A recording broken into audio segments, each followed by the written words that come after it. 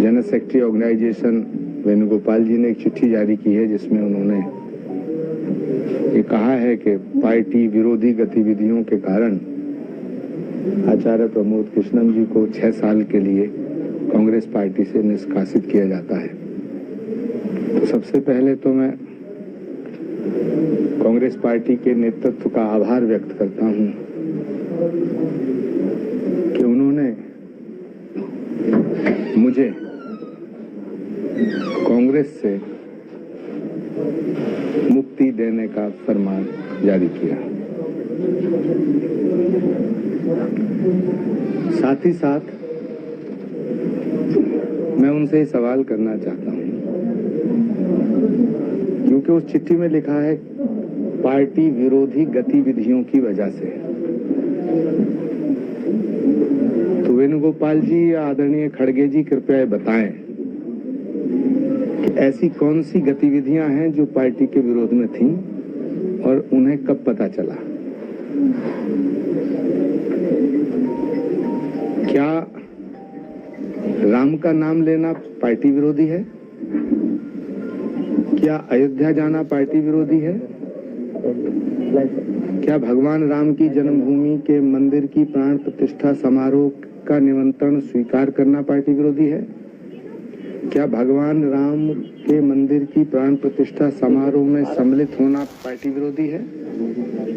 क्या श्री कल्की धाम का शिलान्यास कराना पार्टी विरोधी है? क्या नरेंद्र मोदी जी से मिलना पार्टी विरोधी है? क्या उत्तर प्रदेश के माननीय मुख्यमंत्री योगी आदित्यनाथ जी को श्री कल्की धाम के शिलान्यास समारोह का निमंत्रण देना पार्टी विरोधी है? क्या भारतीय संस्कृति, संस्कार और सनातन की बात करना पार्टी विरोधी है?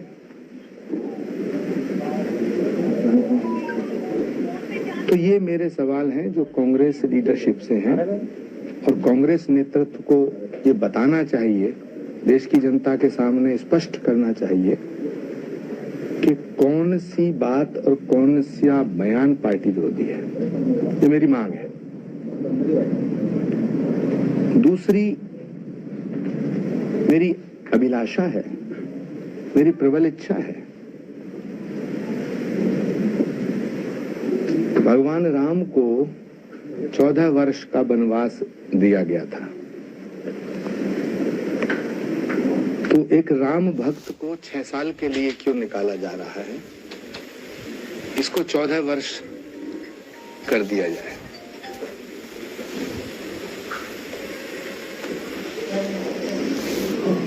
मैं छात्र जीवन से,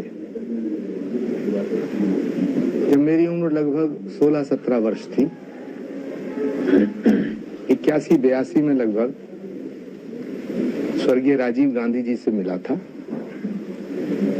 जब वो संजय गांधी जी के निधन के बाद सांसद बने थे, इंदिरा जी प्रधानमंत्री थी।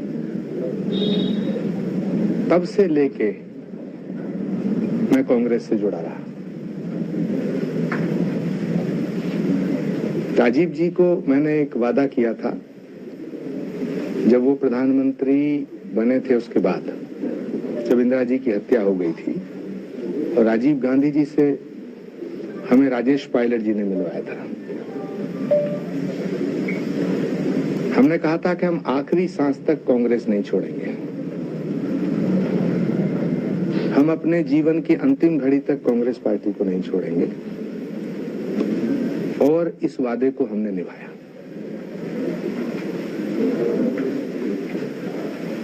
बहुत से ऐसे मोड़ आए, बहुत सी ऐसी बातें आईं, कांग्रेस पार्टी के बहुत से ऐसे फैसले थे जिनसे मैं सहमत नहीं था।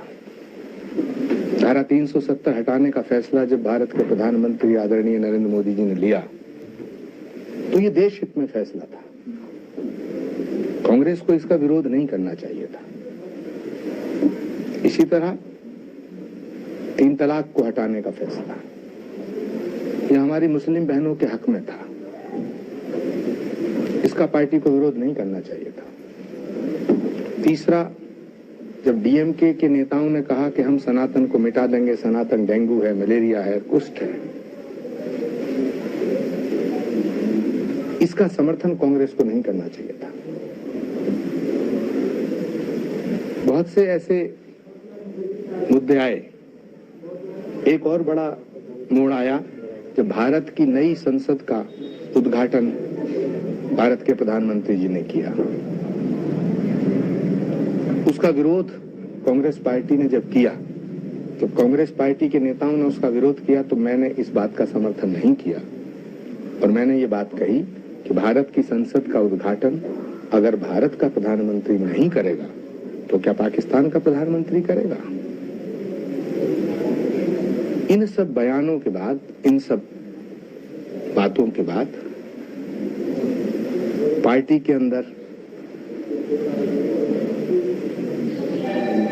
मुझे अपमानित करने का कार्य किया जाने लगा। मैंने अपमान के बहुत घूंट पिए, लेकिन पार्टी नहीं छोड़ी। कई बार मैं अपने आप से सवाल करता था कि इतना अपमान सह करके मैं कांग्रेस में क्यों? लेकिन मुझे राजीव गांधी जी को मैंने जो वचन दिया था वो आड़े आता था, इसलिए मैंने पार्टी छोड़ने का फैसला नहीं किया। दूसरा, मैंने सोचा कि जो शख्स अपनी दादी, अपनी मां, अपने पिता के साथ सुख दुख में खड़े रहने वाले नेताओं की इज्जत नहीं करना जानता, जो नेता इंदिरा जी के साथ रहे, जो नेता राजीव गांधी जी के साथ रहे, जो नेता सोनिया जी के साथ रहे, गुलाम नबी आजाद से लेके कमलनाथ तक, भूपेंद्र हुड्डा जी से लेकर के दिग्विजय सिंह जी तक, आनंद शर्मा तक, ये वो लोग हैं जो इंदिरा जी के साथ भी रहे, राजीव गांधी जी के साथ भी रहे और सोनिया गांधी जी के साथ भी रहे। ये वो लोग हैं जिन्होंने राहुल गांधी जी को उंगली पकड़ के चलना सिखाया। भारत की संस्कृति है, भारत की सभ्यता है कि हम अपने बुजुर्गों का बड़ा सम्मान करते हैं, हम अपने पूर्वजों को बड़ी इज्जत देते हैं। मैंने सोचा, मैंने सवाल किया अपने आप से कि जो व्यक्ति इतने बड़े बड़े नेताओं की इज्जत नहीं करता है, तो फिर यदि मुझको अपमानित किया जा रहा है तो कौन सी बड़ी बात है?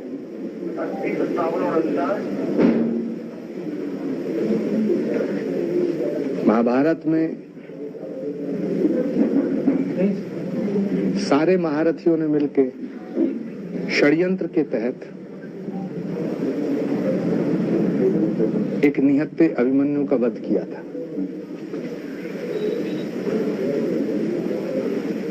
उसका परिणाम इतिहास में दर्ज है। सवाल आचार्य प्रमोद कृष्णम के निष्कासन का नहीं है, सवाल इस बात का है कि वो कांग्रेस जो महात्मा गांधी की कांग्रेस थी, वो कांग्रेस जो सुभाष चंद्र बोस, पंडित जवाहरलाल नेहरू, मौलाना आजाद और इंदिरा गांधी की कांग्रेस थी, आज उस कांग्रेस को किस रास्ते पे ला करके खड़ा किया गया है? क्या कांग्रेस में रहने का मतलब है कि हमें चमचागिरी करनी जरूरी है? क्या कांग्रेस में रहने का मतलब है कि हमें झूठ बोलना जरूरी है? क्या कांग्रेस में सिर्फ वो रह सकते हैं जो सनातन को मिटाने की बात करें? क्या कांग्रेस में सिर्फ वो रह सकते हैं जो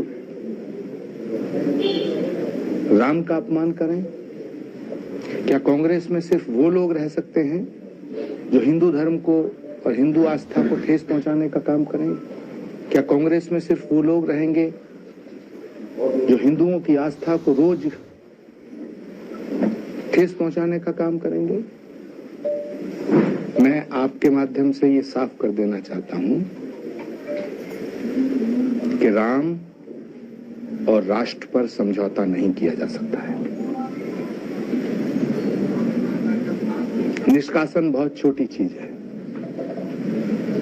हम अपने प्राणों को भी न्यौछावर करने के लिए तैयार हैं, लेकिन राष्ट्रीय अस्तित्व, राष्ट्रीय अस्मिता और सनातन पर कोई समझौता नहीं किया जा सकता है।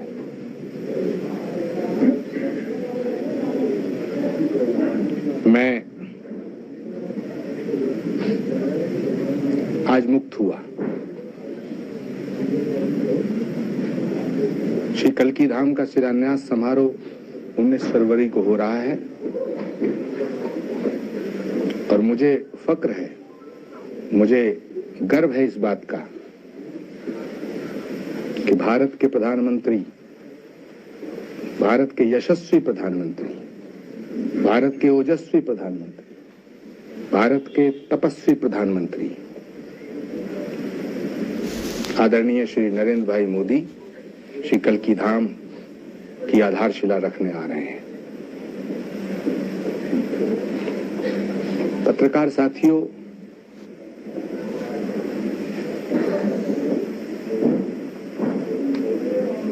सवाल इस देश के भविष्य का है। मैं जानता हूं कि लोकतंत्र में एक मजबूत विपक्ष होना बड़ा जरूरी है, लेकिन यदि विपक्ष विरोध के नाम पर, विपक्ष के नाम पर सिर्फ एक व्यक्ति से नफरत करना सिखाता हो, सिर्फ एक व्यक्ति से नफरत करता हो,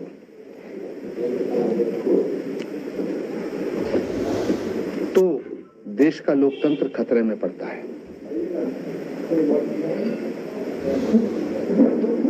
विपक्ष का अर्थ यह नहीं होता कि तुम प्रधानमंत्री से नफरत करो। मौजूदा जो विपक्ष है, ये मुझे अफसोस के साथ कहना पड़ रहा है कि ये नरेंद्र मोदी से इतना नफरत करता है, इतना नफरत करता है कि nरेंद्र मोदी से नफरत करते करते करते करते ये भारत से नफरत करने लगा है।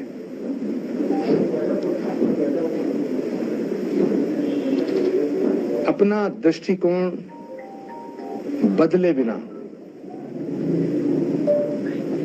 इस देश के लोकतंत्र को नहीं बचाया जा सकता है।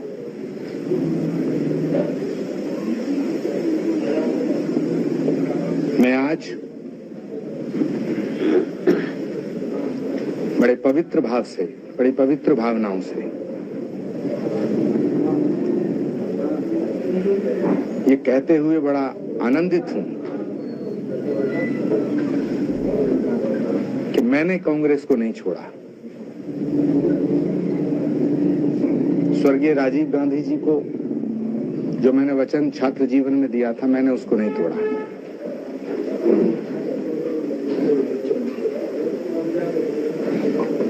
लेकिन आज के बाद मैं अब और नई ऊर्जा के साथ राष्ट्र के निर्माण में भारत को और मजबूती देने के लिए, भारत को और मजबूत बनाने के लिए, भारत को और शक्तिशाली बनाने के लिए, भारत को विश्व गुरु बनाने के लिए मैं इस देश के प्रधानमंत्री के साथ खड़ा रहूंगा।